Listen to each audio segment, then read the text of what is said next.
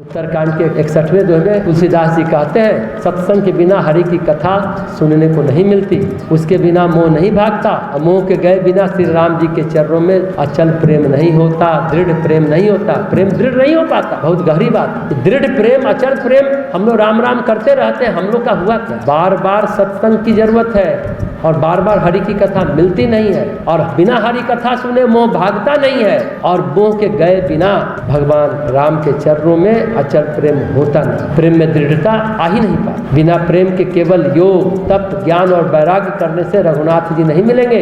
आप योग करके भगवान का प्यार नहीं पा सकते, भक्ति नहीं पा सकते, तप से भी नहीं पा सकते, ज्ञान से भी नहीं पा सकते, वैराग्य से भी नहीं पा सकते। शंकर जी कहते हैं कि तुम सत्संग के लिए जाओ, वहाँ उत्तर दिशा में एक सुंदर नील पर्वत है, वहाँ परम सुशील काक भुसुंडी रहते हैं, मैं तुमको भेज रहा हूँ काक भुसुंडी के पास, वही तुम्हारा संशय दूर करेंगे।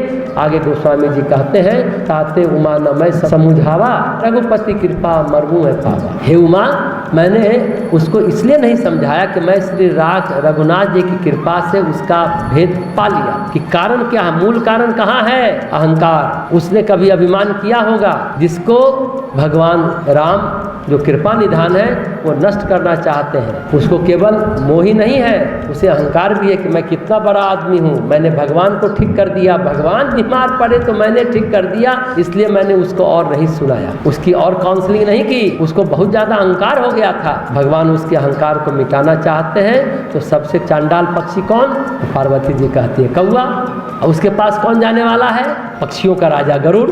क्या लेने? ज्ञान लेने। कौआ से मदद लेगा तभी उसका अहंकार जाएगा। सबसे चांडाल पक्षी कौआ, हाँ तो पक्षी राज गरुड़, जाओ झुको, अहंकार टूटे। देखिए शिव जी कितने बार इसका है ना कि हमने उसका मर्म जान गया, उसका भेद जान गया, मूल कारण क्या है? अहंकार। पार्वती जी को शंकर जी बोले कि मैं ये कहना चाहता था कि कौआ तेरा सुधार करेगा, कौआ से कथा सुनेगा तब उसके अहंकार का नाश होगा।